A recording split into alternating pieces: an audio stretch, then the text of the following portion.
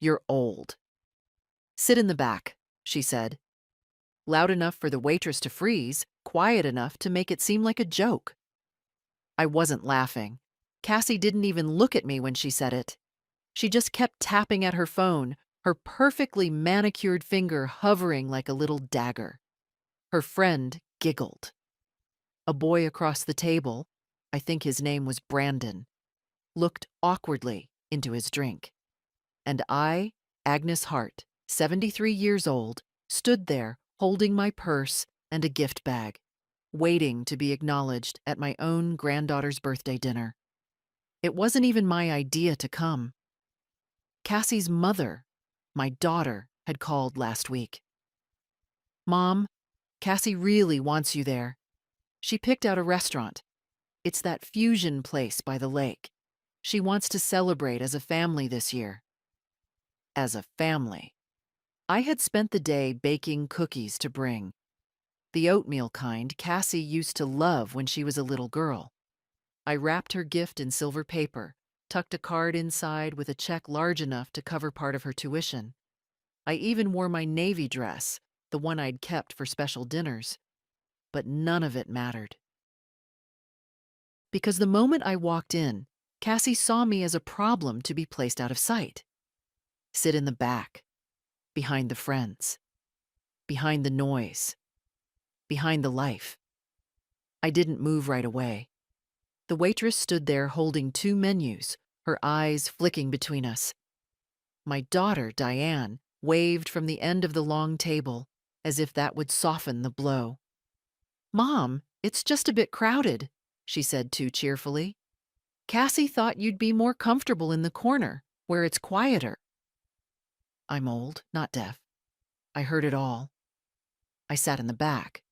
They talked, laughed, clinked glasses. I sat alone at a small table meant for afterthoughts and early reservations. No one refilled my water. No one asked about my week. Cassie opened my gift without reading the card. I watched her hand the envelope to her mother, whisper something. Diane smiled tightly. The check disappeared into her purse. I heard no thank you. The food came. I picked at mine. The waitress asked if I needed anything. I asked for the bill. "You're not splitting it with them?" she asked, surprised. I looked at the long table, the drinks, the appetizers, the extra desserts they hadn't touched. And then I looked at my plate. "No," I said. "Put the whole thing on my card." I paid over $600 that night for people who didn't want me there. When I stood up to leave, no one noticed. I paused near their table. Cassie was taking selfies. Diane was laughing a little too loudly, trying to impress someone. Nobody looked my way. I walked out into the November cold with only my coat and my dignity. In the parking lot, I stood beside my old Saturn, keys in hand. Something inside me, something brittle and sharp, started to move. I looked at the receipt, still warm from the register. I saw the name on the payment account. Mine. I saw the list of items. Theirs. I saw a pattern, one I'd ignored for far too long. Years of paying, of giving, of being quiet. Tuition help, grocery cards, car repairs, birthday checks, rent emergencies. And now, a birthday dinner where I was told to sit in the back. I got into the car and sat still for a long while, the engine running. The heat blew against my legs.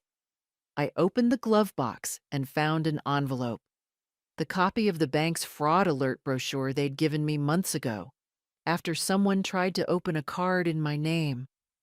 I never thought I'd need it. But now, the memory of that envelope burned in my hand.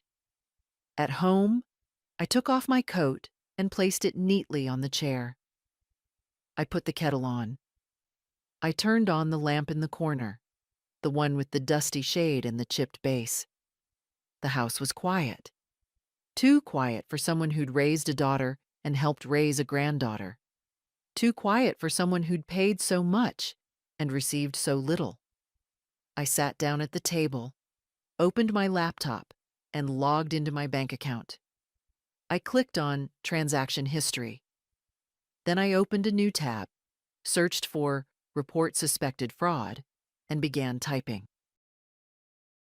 When you sit alone in a house that's too quiet, you hear everything.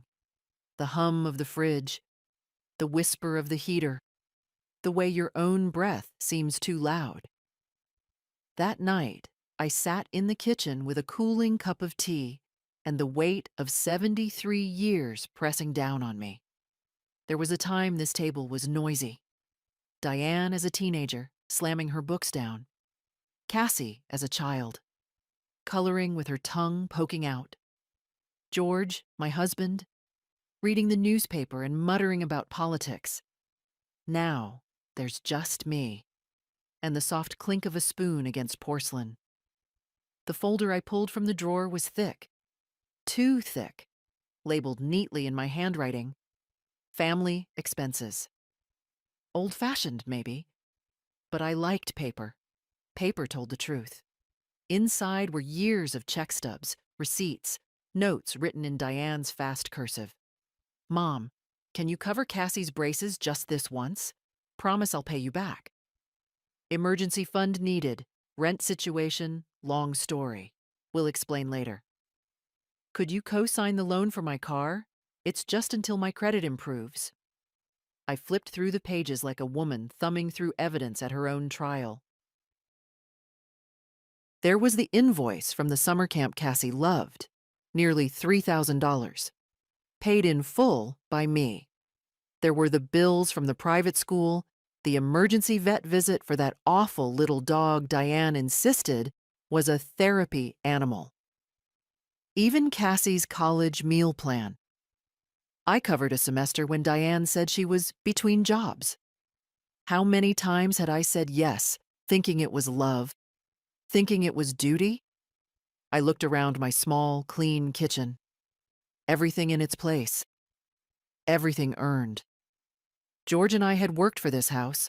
I had balanced budgets at the office for 32 years. I had packed lunches, sewed hems, taken in work on the weekends. And now I paid for dinners where I was told to sit in the back.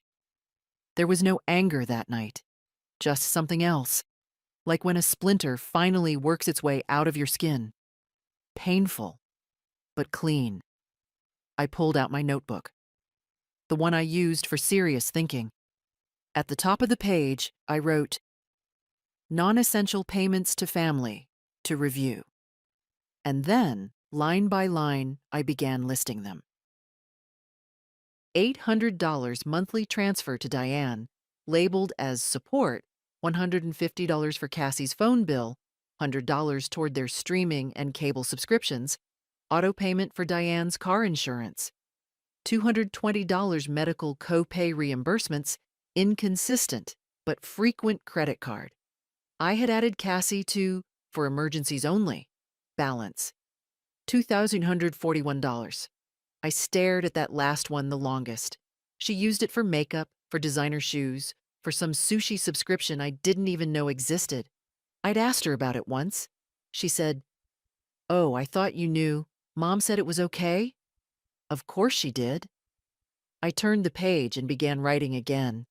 This time, just one sentence. They don't love you. They use you. It looked harsh in my handwriting. I didn't want to believe it. But the truth has a way of scratching its way to the surface. The teacup was empty by then. I stood, rinsed it carefully, and placed it in the rack to dry. Then I walked to the bedroom, opened the safe, and pulled out a folder labeled Legal. Inside, my will, a power of attorney. The documents I had prepared 5 years ago, naming Diane as my financial proxy in the event of incapacity. I stared at the signature line. Tomorrow, I would call the bank. Call my lawyer. Make it clear. I was not incapacitated. I was not confused. I was not old in the way they wished I was. I was still here, and I was done paying to be invisible. The next morning, I was up before the sun. Old habits. My body still believed it had work to do, that there was a desk to get to, accounts to balance, reports to file. But my calendar was empty now. No appointments, no errands. Just one task I'd written at the top of my notebook. Take it back. I sat at the kitchen table with a fresh cup of tea and reread the numbers from the night before. Then I picked up the phone and dialed the bank. "Thank you for calling East Haven Mutual," said a cheerful voice. "This is Kelly. How can I help you today?" "My name is Agnes Hart," I said calmly. "I'd like to speak with a manager regarding my accounts. It's a sensitive matter." She hesitated, then switched her tone. "Of course, Mrs. Hart. One moment." A click, a brief silence, and then a man came on the line. "Mrs. Hart, this is Mr. Dalton, Senior Account Services. How can I assist you?" "I need to freeze 2 cards," I said. "One of them has a secondary user, Cassandra Hart. I want her removed and the balance transferred to me, immediately." There was a pause. "Yes, of course," he said carefully. "May I ask, is the secondary user a relative?" "She is. My granddaughter." "And I believe there's been misuse of the card." "I see. We can start with a review. If there are transactions you don't recognize—" "I recognize all of them," I cut in. "That's not the issue. The issue is consent. None of them were authorized by me directly. And going forward, I will not be paying for another designer purse or subscription box in her name. Cancel the card. Send me the balance. I'll handle it." He cleared his throat. "Understood, Mrs. Hart. I'll make a note and send the authorization forms to your email. Anything else?" "Yes," I said. "There's a monthly transfer of $800 to Diane Hart. Cancel it. Also a relative? My daughter." He was quiet. Maybe he was waiting for me to soften, to laugh and say, "Oh, never mind, it's family." But I didn't. "I'd also like to change the security contact and remove her name as backup. She's no longer to have access to my information. I'll process those changes for you. But please be aware, some of these modifications may require in-person verification. I'll come to the branch today." He hesitated. "Mrs. Hart, may I ask, has something happened? We've noticed a lot of generosity on your part over the years." I let out a breath. "Yes, that's exactly what happened. Too much generosity. Too little respect." "Understood," he said, and his voice was softer this time. "We'll have everything ready for your visit." After I hung up, I sat still for a while. The kitchen felt different. Not bigger, not brighter. Just mine again. By the time I arrived at the branch, the sky had cleared. A young teller greeted me at the door and led me to a private room. Mr. Dalton, a kind-looking man with graying temples, met me with a folder already prepared. We went over everything. 2 cards canceled, 1 balance consolidated, all monthly transfers halted, Diane's name removed from backup access, Cassie's from the authorized users list. At the bottom of the folder was my old power of attorney document. "This names your daughter as sole agent," Mr. Dalton said gently. "Would you like to update this?" I nodded. "Destroy it. I'll speak to my attorney about a replacement." "Do you have someone in mind?" I smiled. "Yes, myself." He chuckled. "I think that's an excellent choice." We shook hands. As I walked out of the bank, I felt it. Not pride exactly, not yet, but something better. Control. It was mine again. That afternoon, I sat on the porch with a sandwich and a glass of lemonade. Across the street, the neighbors' grandchildren played in the yard, laughing. I wondered how long it had been since I'd heard Cassie laugh like that around me. Not politely, not distractedly, but with real warmth. Years, maybe. I wasn't angry anymore. I was awake. And for the first time in a long time, I was ready to do something about it. I still remembered the smell of police stations from the old days: ink, coffee, and dust. This one was newer, but it carried the same quiet weight, the same silence that pressed down on the edges of things.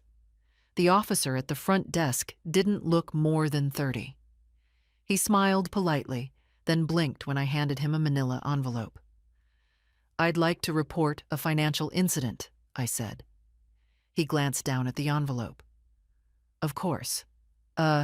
Is this regarding fraud on your account?" "Yes," I said evenly. "The fraud was committed by someone I know." I expected surprise, maybe discomfort, but instead he nodded, motioned to a small room behind the glass doors, and said, "Right this way, ma'am. Detective Harmon will assist you." Detective Harmon looked like someone who'd seen a bit too much in life. Lines around his mouth. Frown already forming as he greeted me, but when I sat down and opened my folder, he straightened slightly. "You're prepared," he said. "I was a bookkeeper for 30 years, I replied. "I document everything." Inside the folder were printed statements, highlighted transactions, emails showing transfers and responses from Diane, and screenshots of purchases made with the card I'd added Cassie to "for emergencies only." "There was no emergency," I said. "There never has been." He nodded slowly, flipping through each page. "And you're saying you never directly authorized these?" "I authorized the card," I said. "I did not authorize a $400 handbag, $92 monthly makeup boxes, nor a $600 dinner where I was told to sit in the back." That got a reaction. He looked up. Just for a second. Not pity, not humor, just recognition. "Has there been any attempt to confront them directly?" "Not yet," I said. "That's not my goal. I don't want a confrontation. I want documentation, a record. I want this to be on paper, that I said no." He leaned back, tapped a pen on the folder. "I understand. Legally, this falls into a gray area, because the card was shared and their family. But from what I see here, there's a potential pattern of coercion and financial manipulation." "That's all I want recorded," I said. "I don't expect jail time, but I expect acknowledgement." "And what would you like to do with this report?" "I want it filed, in my name. And I want her name, Cassandra Hart, included as a person of interest." He wrote something down. "It won't trigger an investigation without further action," he said carefully. "I know," I said.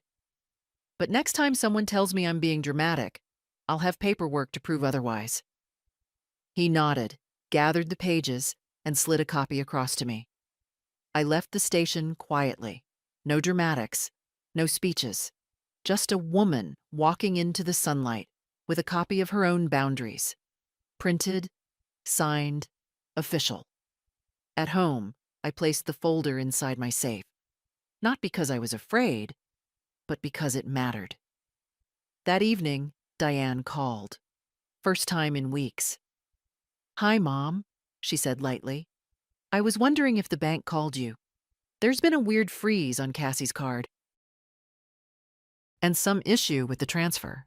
I didn't want you to worry." I smiled, though she couldn't see it. "No need to worry," I said. "I took care of it." "Oh?" Her voice shifted. "What do you mean?" "I mean," I said slowly, "I canceled the card and the transfer and your access to my accounts. That phase of our relationship is over." There was silence. Then, "Mom, are you okay?" "I've never been more clear," I said. "You and Cassie can manage. You always said you could." Her voice grew sharper. "Why now? Is this about that dinner? You're being—" I hung up, not out of cruelty, but because I was done explaining myself to people who never listened. The silence afterward felt earned. The next morning, I walked into Hart and Lowen Legal with a purpose I hadn't felt in years. The receptionist recognized me from years ago, back when George and I updated our will. She smiled, polite but distracted, until I said, "I need to speak to Mr. Lowen about modifying my estate." That got her attention. 15 minutes later, I was seated in the same chair I'd sat in with George, back when we were still a we. The room hadn't changed. Neither had Lowen. Still trim, still too smooth for his age, but competent. I trusted him. "Mrs. Hart," he said, folding his hands, "to what do I owe the visit?" "I want to amend my will, remove 2 beneficiaries." He blinked. "Diane and Cassandra?" I nodded. "Effective immediately, and I'd like to establish a trust, with strict access control. Not 1 penny is to be touched by either of them." He tilted his head. "Would you like to talk about why?" "No," I said. "I'd like to talk about how." He got to work. For the next hour, we reviewed documents, crossed out names, drafted new language. I named the local community college's adult education program as 1 beneficiary. I named a neighbor who'd checked in on me during winter as another. I set aside funds for the upkeep of the veterans' garden George used to volunteer in. And for the final portion, I created a trust for a future granddaughter not yet corrupted by entitlement. Lowen raised an eyebrow at that. I didn't explain. By the end, I was tired. But it was the good kind of tired. The kind that comes from building something, not surviving something. Lowen walked me to the door. "You know," he said gently, "most people your age don't do this." I met his eyes. "Most people my age think they're too old to change anything." "And you don't?" I smiled. "I'm 73, not gone." He chuckled and held the door for me. "Fair enough, Mrs. Hart." Back at home, I made a sandwich, fed the birds, and sat by the window.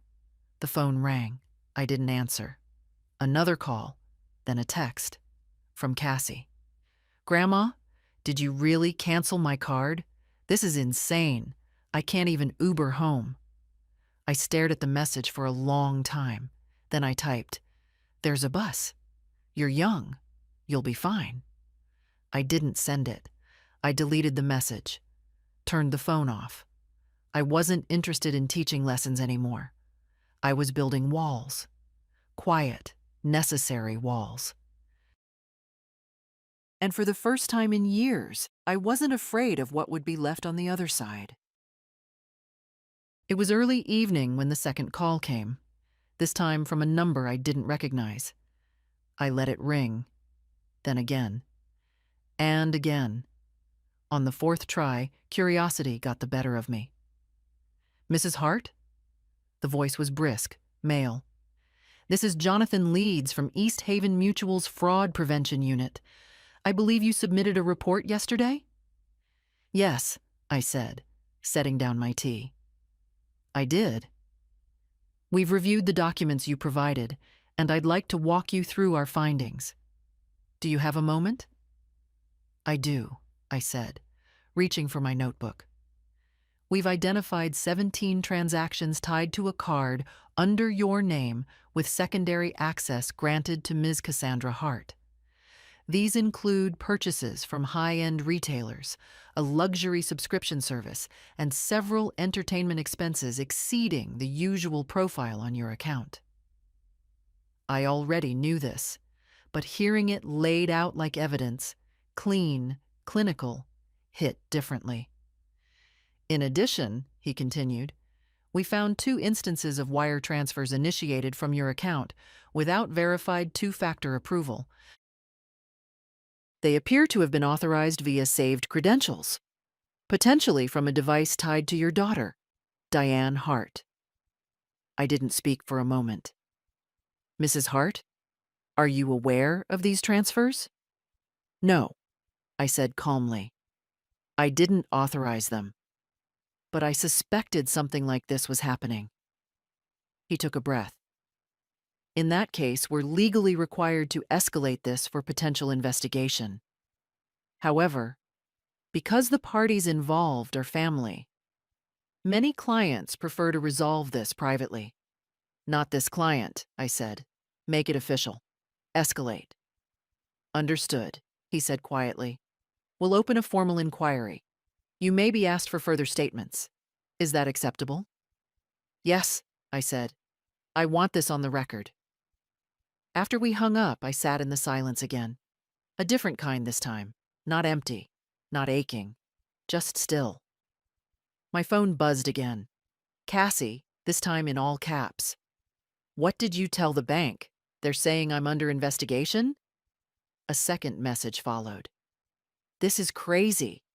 Why would you do this to family? I typed one line. Because family shouldn't steal. Again, I didn't send it. Some things don't need responses. Some truths, once set in motion, don't need defense. Later that night, Diane called. I let it go to voicemail. Then a text came through. Mom, we need to talk. You've made a big mistake. Please call me. I didn't call. Instead, I opened my notebook and crossed out a word I'd written weeks ago. Obligation. And beneath it, I wrote a new one. Closure. The next morning, they came in person. I knew they would. It was only a matter of time. I heard the car door slam before I saw them. Diane's SUV, pulling into my driveway like it still had the right to. Cassie got out first. Fast, angry, not a trace of the girl I once cradled in my arms. Diane followed, her walk slower, deliberate. Both wore sunglasses despite the overcast sky. I didn't move from the kitchen window. Let them knock. And they did. Hard. Twice. Then again. I opened the door not wide. Mom, Diane said, breath tight. Can we come in? I looked at them both. Why? Don't do this, she said quickly. We're not doing this at the door. I stepped back. Let them in. They walked past me like they still lived here. Cassie went straight to the living room, plopped onto the couch like it was a courtroom where she was both the defendant and the victim. Diane hovered near the dining table, glancing at the photographs. George in uniform, me holding baby Diane, Cassie at 5 with cake on her nose. Her mouth tightened. I'll make tea, I said, because I still had manners. No, we're not here for tea, Diane snapped, then caught herself. Please. Just sit. I sat across from them. Not beside. Not between. Cassie spoke first. You called the bank. You said I committed fraud. I didn't say it, I said. I filed a report. They're the ones who used that word.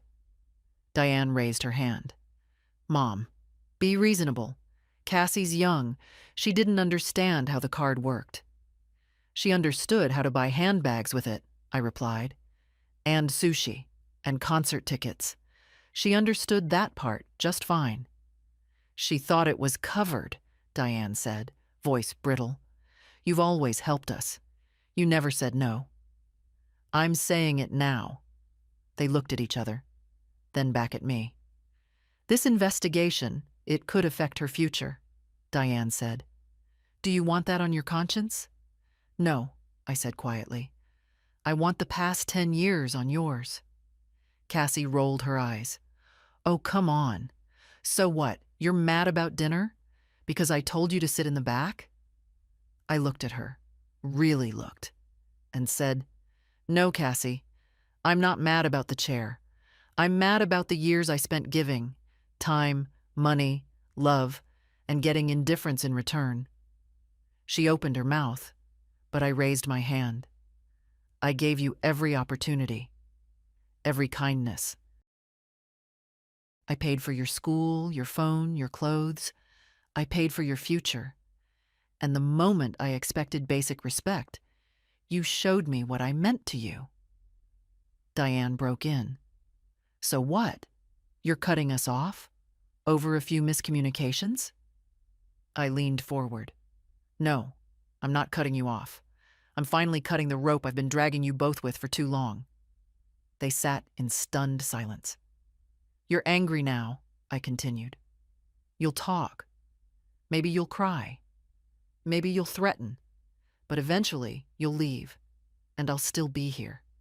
With my house, my accounts, my name, my peace. Cassie stood abruptly. I can't believe you're doing this. You didn't believe I'd ever stop, I said. That's why it worked for so long. She stormed out. Diane lingered a moment longer. Her voice was lower now, almost broken. You're choosing pride over family. No, I said. I'm choosing dignity over manipulation. She left. The door closed behind her with a softness that hurt more than a slam. I stood alone in my quiet house again. Not victorious, not angry, just settled. I made myself that cup of tea, after all. And for the first time in years, I drank it while feeling like I didn't owe anyone anything. The day after the visit, I received an email from the bank. Subject: Account status, investigation update. Body: Mrs. Hart, per your request and recent findings, the accounts have been adjusted accordingly. The card issued to Cassandra Hart has been permanently closed, and the fraudulent activity flagged. The matter has been escalated to our legal department. Please find attached a formal summary for your records. I printed the PDF, 3 neat pages of legal clarity. I placed it in a fresh folder marked Cassandra Closed. I didn't feel triumphant, only clean. But word travels fast in small towns, especially among people who used to benefit from your silence. That evening, I received a call from the office of Cassie's employer, a young woman named Teresa. Mrs. Hart, I hope you don't mind us reaching out, she said gently. We're conducting a standard employment review, and as part of our internal ethics check, we were notified of an open investigation involving your granddaughter. Could you confirm whether the report was filed by you? I paused. I can, I said. I filed it myself. There was no sound for a moment. Then Teresa replied, carefully, I understand. Thank you. We'll treat that information confidentially. I didn't ask what they'd do with it. I didn't have to. Later that night, I received another text from Cassie. No all caps this time. You just ruined my job. Why would you do this to me? I read it once, then again. Then I typed back, you did this to yourself. I just stopped protecting you from the consequences. This time, I pressed send. No reply came. The next morning, my neighbor Linda came over with a tin of cookies. She hadn't heard everything, but she'd heard enough. Agnes, she said, setting the tin down, I hope you don't mind me saying, but it's about time. About time? You've been too kind for too long, she said. Everyone knew it. We all saw how they used you. I poured tea. And no one said anything. Linda shrugged. It's not easy, watching someone you care about be stepped on. It's harder being the one on the ground. She nodded. But you're not anymore, she said. You're upright, straight-backed. I didn't realize until that moment how much I needed to hear that. We drank tea and ate her dry cookies, talked about garden plans and winter coats. Not about Cassie, not about Diane. They weren't the center of my world anymore. That afternoon, I went through the house collecting pieces. Picture frames, old letters, mementos of times I now saw with clearer eyes. I didn't throw them away. I just moved them. Out of sight. Into a drawer. Not erased, but no longer in the center. That night, for the first time in years, I slept with the bedroom window cracked open. The cold air brushed my face, and I dreamed not of arguments or guilt or holidays spent waiting by the phone, but of silence, of light, of peace, of... The following week, I called my lawyer again. "Lowen," I said, as soon as he picked up, "I'm ready to finalize everything." He knew what I meant. We'd been drafting, editing, preparing, but now the choice was made. "I'll have the full trust and updated will waiting," he said. "You want me to remove them entirely?" "Yes. Diane and Cassandra. Remove them both. No inheritance, no executor rights, nothing." There was a pause. "You know this can't be undone quietly." "I'm not quiet anymore," I said, "and I'm not changing my mind." 2 days later, I sat in his office again, signing page after page. The pen moved steadily. My hands didn't shake. Lowen glanced at me once, halfway through. "You're sure?" "Absolutely," he nodded. "It's rare," he said, "to see someone this firm in their 70s. I looked up at him. "Maybe we're only firm after 70. Before that, we're still trying to be liked." After I signed the last page, Lowen leaned back. "Agnes, you've protected your estate. You've created a trust with provisions for education, charity, and one trusted neighbor as a secondary agent. You've locked it down airtight. And frankly," he smiled, "it's one of the clearest, cleanest documents I've ever seen." "Good," I said, standing. "I built my life in balance sheets. I might as well leave it that way." He walked me to the door. "Do you want to leave a letter for them?" he asked. "Something to explain?" I thought about it, then shook my head. "No.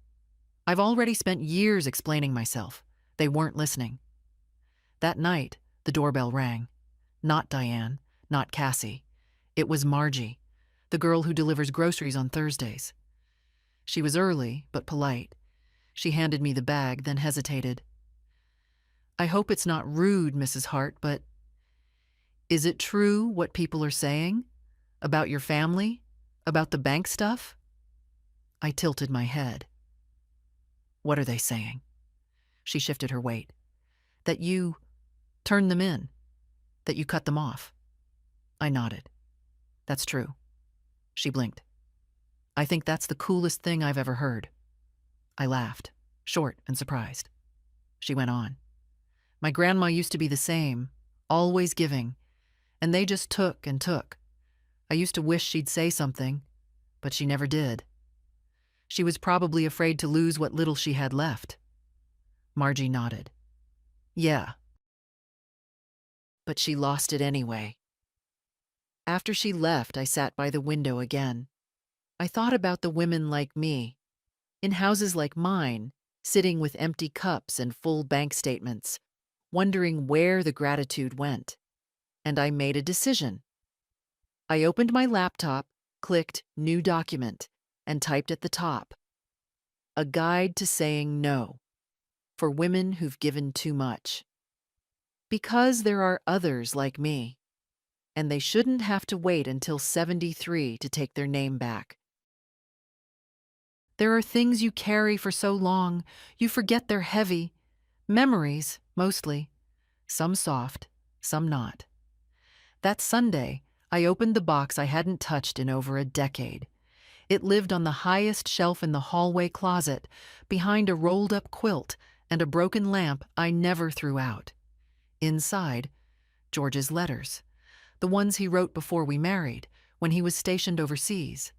They smelled faintly of dust and cedar. I unfolded one and read it slowly, aloud.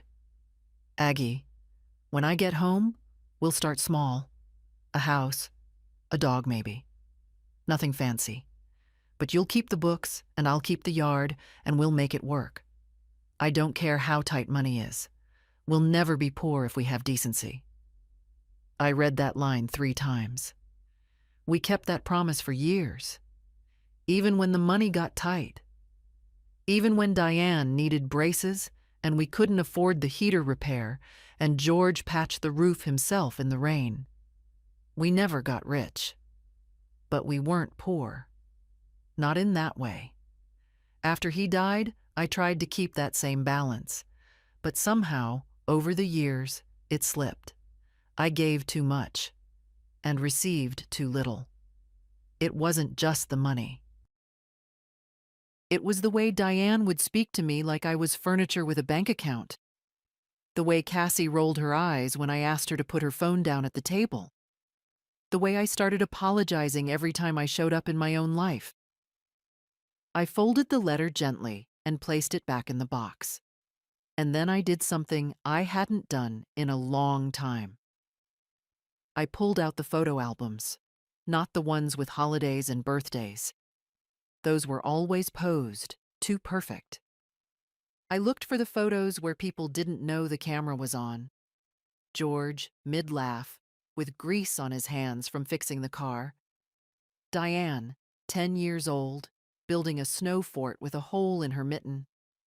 Cassie, as a toddler, asleep on my chest, her little hand curled under my chin. There had been love, real love, before it turned into expectation. I stared at those pictures a long time, then put them back, one by one. Not out of bitterness, but to remind myself I wasn't wrong to give. I was just wrong to keep giving when it stopped being appreciated. The phone rang around 5 p.m. It was the community college. A woman named Joanna from the adult education office. "Mrs. Hart," she said. "We received your message about the planned donation. I just wanted to say, your contribution will fully fund 10 scholarships. 10 women, most of them over 40. Some single mothers.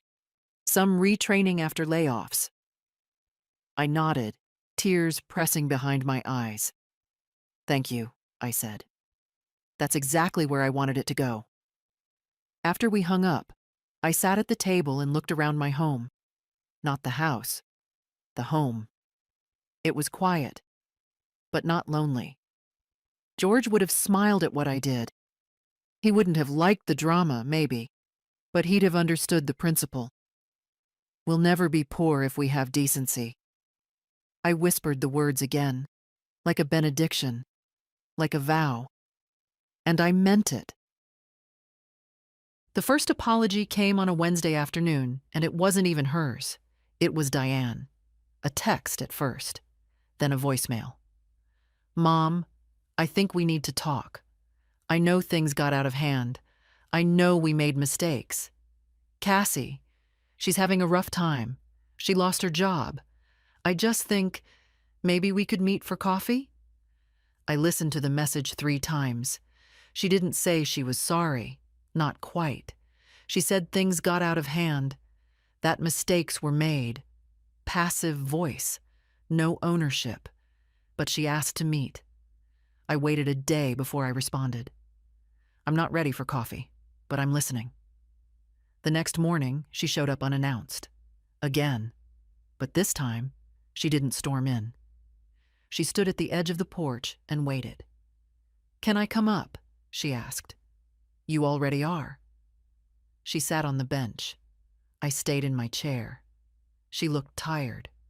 The kind of tired that came from being caught, not from guilt. She fidgeted with her ring, the wedding band I'd helped her buy when she and Martin got married. Another quiet gift she never thanked me for. "Cassie's devastated," she started. "She says she didn't mean to hurt you, that it was just a misunderstanding. She thought you were okay with everything." "She never asked," I said. "She's 24, Diane said. They're all like this." "No," I said. "Not all. Just the ones who are raised to believe they'll never face consequences." She blinked, looked away. "I made mistakes," she said finally. "I didn't protect that line between help and harm. I let her think.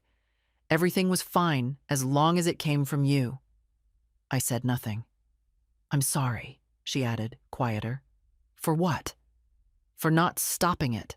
for not standing up when I should have, for letting her treat you like a wallet with a face.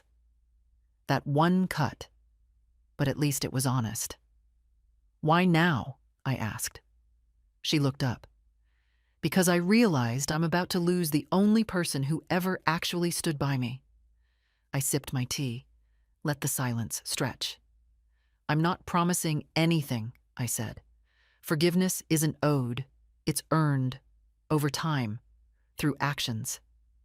I understand, she said, and for the first time in a long time, I believed she did.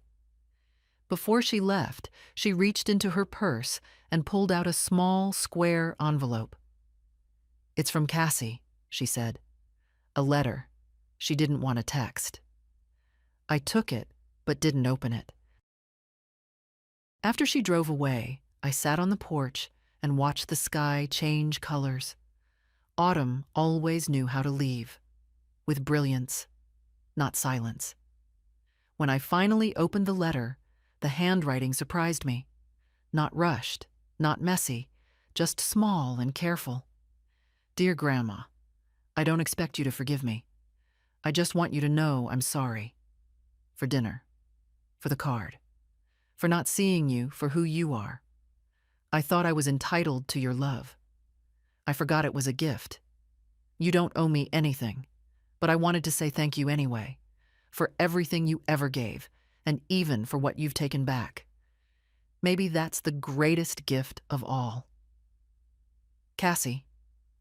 I folded the letter, placed it inside the back of my notebook. I didn't cry, but I closed my eyes for a long time. I didn't reply to Cassie's letter right away. Some things need to sit a while, like dough, like anger. But the next ripple came from outside my house and outside my family. It started with a phone call from a reporter. Mrs. Hart? My name is Celia Martin. I'm a local journalist working on a piece about elder financial abuse and the increasing number of fraud reports involving family members. Your name came up in court filings. My breath caught for a second, but I steadied it. I'm not interested in being interviewed. I understand, she said. But off the record, what you did, it matters. Do you know how rare it is for someone in your position to stand up and document it? I didn't do it to be rare, I said. I did it because I was tired. She was quiet for a beat, then asked, would you at least consider sharing your story anonymously? No names, no locations? Just the facts. So other women know they're not alone? I didn't answer. Not then. But after we hung up, I sat at the kitchen table and stared at the window. The birds were pecking at the feeder. The mail truck passed by. Nothing had changed. And yet everything had. I remembered all the women I'd known over the years. Neighbors, church friends. Women who smiled too politely when their grown children spoke over them. Who paid quietly for things they never dared question. I remembered Linda next door, who once whispered, I just don't want to be alone, when her son borrowed her savings and never paid her back. I remembered my own mother, who left me a house but nothing else, because she spent every dime trying to make her ungrateful youngest believe she was a good mother. I opened the folder I'd labeled Guide to Saying No and began writing again. Not legal documents, not logs of money spent, just stories, not mine alone, but versions I'd seen again and again. A woman pays for her daughter's rent for 4 years, only to be told she's emotionally manipulative when she asks for a visit. A grandmother co-signs a loan she doesn't understand and loses her credit when her grandson defaults. A widow pays for a wedding she's not even invited to. I typed until my fingers cramped. Later that week, I emailed Celia. Subject: yes. Body: I'll tell the story. But not just mine. I want others to be heard too, even the quiet ones. especially the quiet ones. You can call it what you like. I call it taking my name back. Her reply was quick. Thank you. This will help more people than you know. The story ran under the headline, When Love Becomes Leverage, the Hidden Toll of Family Financial Abuse. There was no photo of me, no quotes, but I read the article 3 times, and when I saw the final line, I knew my voice had made it through. Sometimes, the strongest thing a woman can say, after decades of giving, is simply, no more. The fallout came quietly, as most real consequences do. No slamming doors, no courtroom spectacle, just a letter in the mail, thin and official. To Ms. Agnes Hart, from East Haven, Mutual Legal Division subject, Resolution of Internal Fraud Review. We confirm that the account in question has been closed and associated unauthorized transactions have been documented. Further, per your cooperation and provision of supporting materials, the individual named as Cassandra Hart has been removed from eligibility for any future co-applications within East Haven Mutual or its affiliate institutions. This notice is for your records. No further action is required unless pursued through external legal channels. I folded the letter, placed it in the final folder I'd made for all this, labeled simply, done. A few days later, the inevitable happened. Cassie's name was quietly removed from the consulting firm's website. Her LinkedIn changed, seeking new opportunities. No public scandal, just erasure, like most consequences for pretty girls with rich parents. But it was a mark, and she'd feel it. Sooner or later. She didn't contact me again, and I didn't expect her to. But Diane did. Another letter. This one handwritten. Mom, I won't pretend I agree with everything you've done. I still think you were too harsh. But I see you now. I see how tired you were. I see what I didn't before. All the times you said yes when no one else would. And I'm sorry I made you think that was just your job as a mother. I'm not asking to be added back into the will. I'm not asking for the money. I just want to find a new way to be your daughter, if you'll let me. I read that one slowly, then again, then put it in the same folder as the bank letter, not because it was done, but because it was documented. That week, the article from Celia started spreading. Women began emailing her, writing in. Some even found me, through whispers or luck or shared spaces. I started getting letters in my mailbox from women I didn't know. One, from a woman in Arizona, read, I left my son off the deed last week. For the first time in 20 years, I slept without fear. Another said, I canceled my daughter's second line on my phone bill. She called me names I won't repeat, but I didn't cry. I felt clean. And one, short and folded in thirds, simply read, You gave me permission. I kept them all, not out of pride, but out of duty. Because I had once needed that permission too. Because I had waited too long for someone to say, You're allowed to stop. Now I said it for others, and I said it for myself.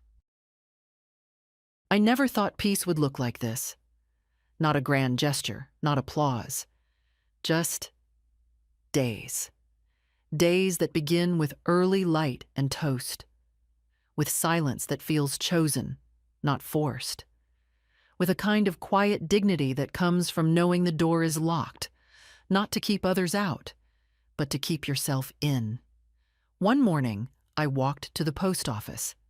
Not for letters, just for movement. For proof that I still had a place in the rhythm of things. The clerk, a woman younger than Diane but older than Cassie, recognized me from the article. You're the woman, she said softly. The one who said no. I nodded. I think about you when I talk to my mother, she added. I think about not becoming the kind of daughter who waits until it's too late. I smiled, gently. Then don't. She handed me a package. I hadn't ordered anything. Back home, I opened it. Inside, a small frame. In it, a printed quote from the article, mounted carefully. You're allowed to stop. You're allowed to keep what's yours. Even your name. No note. No return address. Just that. I placed it on my hallway table. Let it live by the door. The last thing I saw when I left and the first thing I saw when I came home.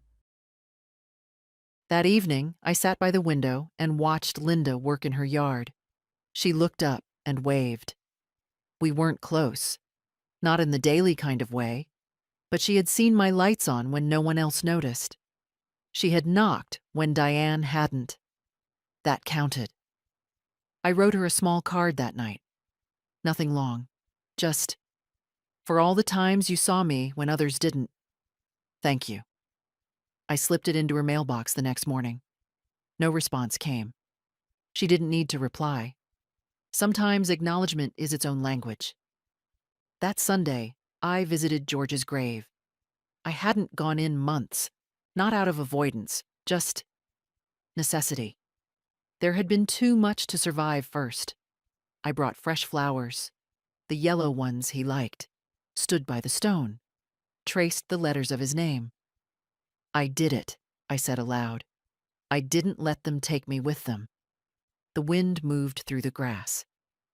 I wish you'd seen it, I whispered. But maybe you always did. I stayed until the light changed, until the quiet felt complete. Then I walked home. Slowly, proudly. And I slept that night without locking my jaw or bracing my heart, because the storm had passed, and I was still standing. There is a freedom in being forgotten. It sounds bleak, but it isn't. When they stop calling, stop asking, stop assuming, what's left is you, just you, and your breath, and your days, and your choices. No more playing roles. No more giving because it's expected. No more showing up to be sat in the back. Now I sit where I want. The library, the cafe on 5th Street, the front pew at church. I speak when I have something to say, and I say no without apologizing. It's been 6 months since I filed the report, since I locked the accounts, since I closed the door on that version of motherhood that asks you to disappear. Diane writes occasionally, not to ask for money, just words. Sometimes I answer. Sometimes I don't. We're building something quieter now, slower. I don't know what it is yet, but it's honest, and that's new. Cassie hasn't written again. I hope she's learning, but that's her story to write. Mine is already changing shape. I've started teaching, a workshop once a month at the Adult Education Center. It's called Financial Boundaries: Protecting Your Name. 20 women came the first time, 50 the next. They come with folders, with questions, with guilt so thick you can see it in their posture. I tell them what no one told me. You're not selfish. You're not cruel. You're not broken for wanting to be respected. You are not a bank. You are not a babysitter unless you want to be. You are not responsible for fixing the holes in everyone else's boat while yours sinks. And when they cry, and they always do, I let them. Because sometimes the first no sounds a lot like grief. I'm still learning that too. Some mornings, I miss the noise, the version of life where I was needed, where the phone rang and the calendar filled and the house was loud. But then I open the curtains. I hear the birds. I stretch my arms without aching. And I remember being needed isn't the same as being loved. Now I am both. But first, by myself. If you're reading this, maybe quietly, maybe late at night, Maybe wondering if it's too late to draw your line. I'll tell you what I tell them at the end of every class. It's not too late. You're not too old. And nothing given in love requires your silence in return. If this story touched something in you, share it. Send it to the woman who always pays, the grandmother who sits in the corner, the mother who's told she's dramatic. Let them know they are not alone. And if you see yourself in my words, tell me. Leave a comment. I'll be reading.